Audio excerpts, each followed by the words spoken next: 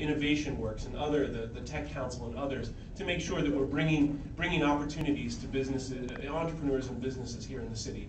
We also need, thirdly, and I see my time's running out, but we've heard from folks that they want to make sure that our city government is focused on public safety. And when they say public safety, it means first and foremost better management of the police resources. That's true. Elected officials have done a poor job of managing public safety resources. But it also means prevention.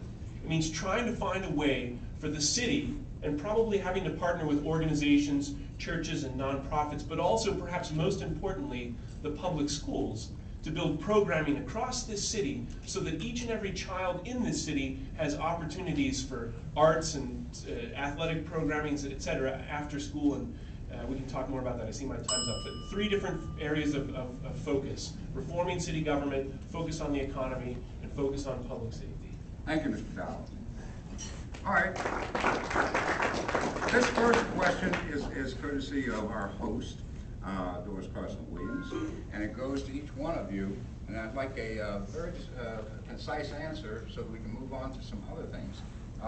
What have you done, and what will you do to advance business interests and opportunities for minorities in Pittsburgh? Let's start with Mr. Mayor. Great question, Rod. How long do we have to answer this? Just well, I'll cut you off. You're going to have to do that, because I'm going to go on for a while, because I want to share with you exactly what we've done, and we're very proud of it. When we talk about, of course, businesses, I mentioned at our forum we had last Saturday at Reisenstein, now Schenley, the fact that in 2006 this city issued contracts to minority and women-owned businesses less than $5 million. Last year in 2008, this city issued over $17 million worth of contracts to minority and women-owned businesses.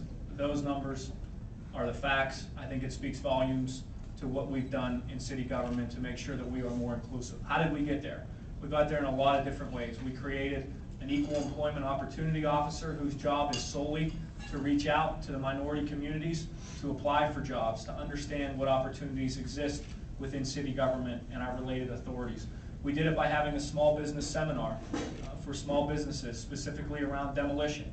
We doubled our demolition budget, and in fact now have increased it even this past year to $5 million, not only to clean up the blighted communities that we have, but also to create opportunities. We had 70 people at our small business minority seminar for demolition. As a result of that seminar, we have 4 minority contractors who are now participating in the demolition processes throughout the city of Pittsburgh. I should also mention these seminars were not just the city of Pittsburgh, but they were in conjunction with Allegheny County.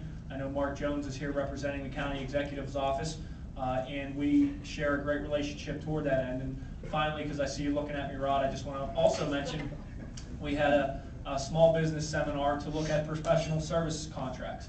Minority and women-owned businesses participated. We had over 250 participants in that seminar, and I think the greatest story to come out of that one was a woman who lives in the Hill District, a minority contractor on Wiley Avenue, who in the new Penguins Arena obtained a $385,000 contract to do design work on the new arena. So those are just a few examples of many that we've advanced. We're proud of the strides we've made, the achievements that we've realized, but we also recognize, of course, that there's a lot more work to be done, and by working with the African American Chamber of Commerce and others, we think we can get there. All right, thank you. Mr. Dowd, as a sitting council person, what have you done and what will you do if elected mayor? The first thing I'd like to point out is that I'm not a member of the chamber, and I don't know what it's like to be a business owner, participant in the chamber, doing business with the city, but I'll try this on. I'll suggest that members here, like other businesses in the city, are not exactly comfortable with the statistics that the mayor's offering as far as the opportunities. This administration's pay-to-play politics has been well documented and is very clear. And it might be the case that contracts and numbers for minority businesses have increased, but there's a heck of a lot more that we can be doing, and the largest contracts are not going to minority contractors in the city, and that's clear. What we need to do first and foremost is reform the way that we do contracting in the city.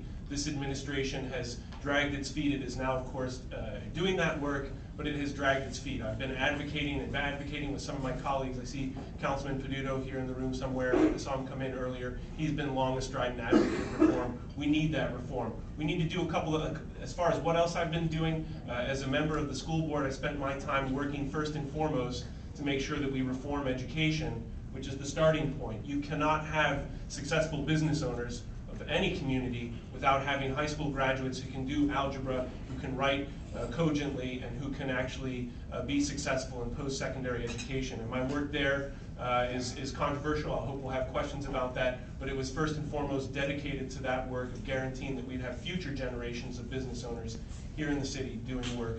The third thing I'd point out is that I have been advocating that we change the way we do contracting practices and make sure that more information is accessible to business owners and that it's more centralized. At this point, I'll finish up. Okay. At this point, we have a city government and multiple authorities, each of which have contracting policies, not all of which are uniform, not all of which are centralized, and have been advocating and believe that we will see at some point that that work will be completed, hopefully in the year. Thank you. Ms. Robinson, I know that your husband is a business owner, so I know this question probably has some great import for you. Would you please respond?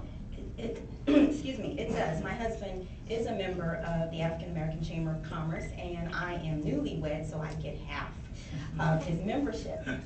And I've been here to this same room on several early morning breakfasts where I have had the opportunity, and it's been an unfortunate opportunity, to listen to some of your members complain about what they're not getting from city government or even county government. So I believe Patrick is right. The numbers that our mayor is talking about just really doesn't bode well with our members here or the members in the community.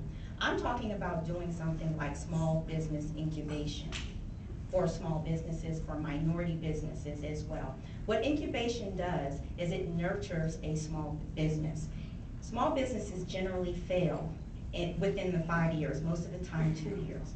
And what I would do is have a centralized location in city government, and I would sponsor some of the community partners out there. And the city would hire people to work in that small incubation to provide services to the businesses. Now, businesses could actually take up space at that location and share services like secretarial, other labor, computer, telephones, all of those services that make it difficult for a company to thrive. Now, the next step is I would call the accelerator program. And in Akron, they're doing this right now. This accelerator program is for businesses that are already in existence, not necessarily doing well, but doesn't need the help like a business plan or that kind of support. I would also have a liaison from the mayor's office, and not lip service liaison, because that's what you have right now. You have someone who's blind and crippled in that office, and I'm not talking about the person in the office personally. I'm saying that that office has blind and crippled the head of that department that's supposed to help you. They put a patch over one eye so they don't see what's really going on. Therefore, you don't see anything that's going on. The RFP process is hiding the ball. Most of the time you learn of an RFP 1 week before it's due, and then no one is there to answer your questions. So with the small business incubation and the accelerator program, there will be a liaison, someone from my office that works in that office day to day answering the questions, giving the minorities and the women heads up at least what's going on, classes and training. That is the most important thing, because when you have classes and you training and no one hides the ball, then you don't need help. The only reason why you need help, the only reason why you need help is because they're hiding the ball, not because you're deficient. All right, on a similar question, there is the Employee Free Choice Act. Now, some people see it as business killing, and others see it as a means to increase the number of union-level wage earners. Do you support such legislation, and if so, why or why not? Let's begin with Patrick Dowd on this one. I do support that piece of legislation. I believe that it will offer employees the opportunity, and management as well. It's essentially a way for them, employees, to express themselves and to voice their concerns and their position as far as what they want as organization inside of the business that they work in. So I do support that piece of legislation. All right. Ms. Robinson? I too support the Free Choice Act. I am a product of the unions, my father, my mother, myself, being a police officer.